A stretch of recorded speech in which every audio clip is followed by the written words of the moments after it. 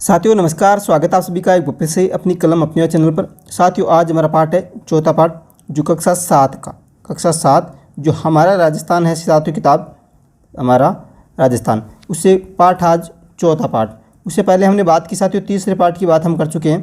तीसरे पाठ की जब क्लास कल हम बात की थी, उससे जो मुख्य सवाल बनेंगे और ऐसे कैसे आपको एग्जाम में भी मिल सकते हैं साथियों। इसी से संबंधित टॉपिक है कृषि विपणन। ठीक है साथियों, इस सिलेबस में भी है क्योंकि कृषि संबंधित है तो इस सिलेबस में रहेगा। ठीक है साथियों, कृषि आपके सिलेबस में है तो कृषि विपणन है वो भी अपने आप ही इसमें सिलेबस में आ सकता है। ठीक है, तो कौन कौन सी मंडियाँ कहाँ पे किस प्रकार से, जो भी इससे ये एकदम छोटा सा पार्ट है साथियों, और इससे मेरे हिसाब से 10-12 सवाल बन सकते हैं। इससे लगभग 10-12 सवाल ही बन सकते हैं साथियों। ये 5-7 सवाल लास्ट जो मुख्य हैं वो आप नोट कर लेना। ठीक है, इसी में जो पार्ट तीसरा आपने नोट किया है, जो मुख्य ने नोट किया है, जो नोट्स नहीं आपने उसी तीसरे पार्ट में आप ऐड कर सकते हैं इसको। ठीक है, छोटी सी बात होगी, 5-7 मिनट की क्लास होगी। ठीक है, कल हम बात करेंगे अगले 5 जो टॉपिक होगा वो महत्वपूर्ण होगा। वो राजस्थान की जो कृषि विपणन राजस्थान में, उसकी बात हम करते हैं साथियों। कृषि विपणन क्या है देखिए, यहाँ पे बात करें कृषि उपज मंडी की। ठीक है, कृषि उपज मंडी यह बाजार न केवल कृषि जिन्सों की बिक्री खरीद की सुविधा प्रदान करता है बल्कि क्षेत्रीय विकास और ग्रामीण कल्याण में मदद भी करता है। कृषि मंडी आप सभी जानते हैं जहाँ पे सरकार द्वारा एक जगह मंडी जो किसानों की खरीदी जाती है, जो फसल आदि अनाज आदि वहाँ पे खरीदी जाती है, और उचित जो बाज़ार से जो बीच में जो बिचौलिए होते हैं, जो बीच में जो एक तरह से कमीशन लेने वाले होते हैं, उससे उनकी बचत करती है। ये बाज़ार नियमों के आधार पर संचालित होते हैं, इसलिए इन्हें क्या कहते हैं, विनियमित बाज़ार। नोट करें, विनियमित बाज़ार भी इन्हें कहा जाता है। एक बात तो ये नोट कर लें। ठीक है, ये देखिए इन बाज़ारों का विनियमन जो है कृषि, ये बात नोट कर लेना आप, इन बाज़ारों का विनियमन विपणन बाजार समिति द्वारा किया जाता है। विपणन बाजार समिति द्वारा किया जाता है साथियों। ठीक है, एक बात तो हो गई है। राजस्थान राज्य कृषि विपणन बोर्ड की स्थापना 1974 में की गई थी। ये बात विशेष रूप से नोट कर लेना, राजस्थान राज्य कृषि विपणन बोर्ड की स्थापना 1974 में की गई थी साथियों। ठीक है, यहाँ पे कृषि मंडी में जो है उसकी फसल की जो अनाज लाया जाता है जो बेचने के लिए, वहाँ पे उसकी बोली लगाई जाती है, उस आधार पे ही वो बेचा जाता है, खरीदा जाता है वहाँ पे। मंडी को वर्तमान में ऑनलाइन कर दिया गया है, ये छोटी सूचना आपको ध्यान होनी चाहिए। मंडियों में अढ़ाती भी होती है, अढ़ती क्या कहते हैं, अढ़ती भी होते हैं। कुछ अढ़ती जिन्हें कच्चे अढ़ती कहे जाते हैं। अब यहाँ पे देखिए कच्चे अढ़ती क्या होते हैं, यहाँ पे सीधा आ सकता है प्रश्न, ऐसा लंबा दे दे और उसको क्या कहा जाता है, तो कच्चे अढ़ती है और पक्के अढ़ती है। तो नोट कर लेना इस बात को।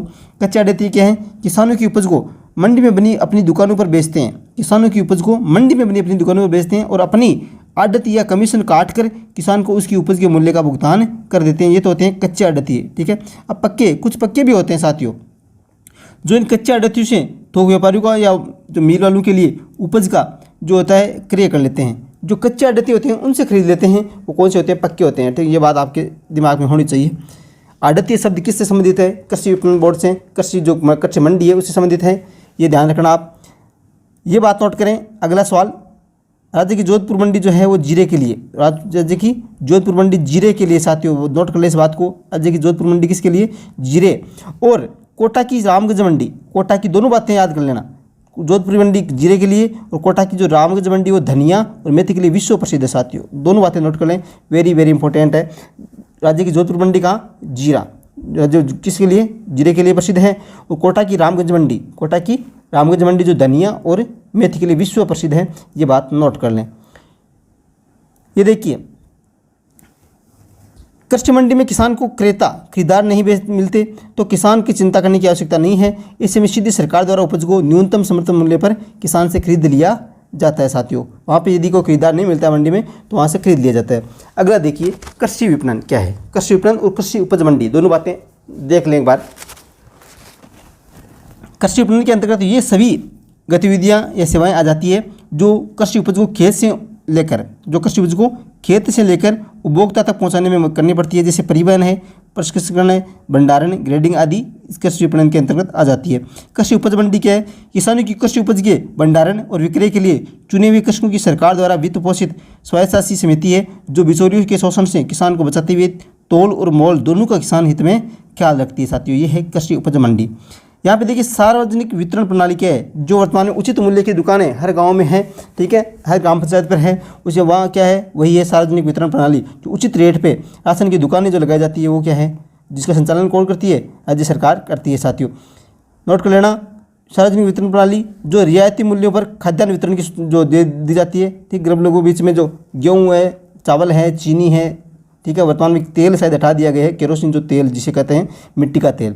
उचित मूल्य की दुकान, सरकारी दुकान जो चावल, मिट्टी के तेल, गेहूँ आदि ऐसी आवश्यक, ठीक है, वही क्या है, नियंत्रित और उचित कीमतों पर आम आदमी को उपलब्ध कराती है, वह उसे क्या कहते हैं, इसी के अंतर्गत आती है उचित मूल्य की दुकान।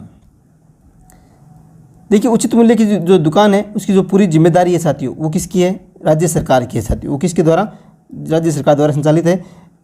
जो राशन कार्ड जारी करना, उचित मूल्य की दुकानों के काम का पर्यवेक्षण करना, निगरानी करना, खाद्यान्नों का आवंटन वितरण करना, ठीक है, नेटवर्क स्थापित करना, सभी राज्य सरकार की जिम्मेदारी है। उचित मूल्य की दुकानों पर point of sale, point of POS, ये बात नोट करना, पॉइंट ऑफ सेल मशीन द्वारा उपभोक्ताओं के बायोमेट्रिक सत्यापन के उपरांत राशन सामग्री का वितरण किया जाता है। ये सार्वजनिक वितरण प्रणाली को शॉर्ट में क्या कहते हैं, PDS भी कहते हैं साथियों। तो ये बातें, छोटी छोटी बातें थी साथियों, केवल इतना सपाट था ये, ठीक है। केवल 5-6 मिनट का ये क्लास हुई है आपके, ठीक है। अब एक छोटी सी सूचना मैं आपको दे दूँ साथियों, ठीक है। जो भी साथी देख रहे हैं, जो भी L1 और L2, जो भी साथी L1 और L2 से देख रहे हैं, वो जो सभी के राजस्थान जीके आना है साथियों। आप सभी को जैसे पता भी होगा, वो साथी जुड़ भी चुके हैं। हमने पूरा राजस्थान जीके जो है साथियों, पूरा राजस्थान जीके है, वो उसके लिए एक ऐप बनाया है। क्या बनाया है, ऐप बनाया है, अपनी कलम अपने नाम से ऐप है, आप प्ले स्टोर से सर्च कर सकते हैं। इसमें देखिए पूरा जो जीके है साथियों, पूरा जीके के लिए हमें टेस्ट सीरीज स्टार्ट कर दिए, टेस्ट सीरीज स्टार्ट कर दिए साथियों। स्टार्ट वहाँ पर कहाँ पे मिलेगी आपको, नीचे कमेंट बॉक्स में लिंक दे दूंगा टेलीग्राम का, आप वहाँ पे जुड़ जाए। टेलीग्राम पे आपको लिंक मिल जाएगा पूरा ऐप का, वरना आप सीधा ऐप स्टोर पे जाएँ, प्ले स्टोर पे जाएँ और सीधा अपनी कलम अपने नाम से ऐप है वो जो सर्च करें। पूरा जो साथियों, पूरा जीके आपको एक जगह टेस्ट सीरीज मिलने वाली है। राजस्थान का जो भी जीके आएगा, ठीक है, लेवल 2 के अंदर लगभग 100 अंक का, और लेवल 1 के अंदर 120 प्लस 130 के आसपास वो जीके आना है राजस्थान का। उन सभी के लिए टेस्ट सीरीज है राजस्थान जीके की, मात्र 99 में, ठीक है, 50% डिस्काउंट पे। तो सभी जुड़ सकते हैं साथियों, ठीक है। फ्री जो डेमो है टेस्ट वो भी उपलब्ध है, और अन्य जो हमारी क्लासें लगती है उन सभी की PDF भी वहाँ पे उपलब्ध है। फ्री कंटेंट जो स्टडी मटेरियल उसमें मिल जाएगी। तो सभी साथी एक बार लाइक करके शेयर कर दें, और ऐप विशेष रूप से डाउनलोड कर लेना।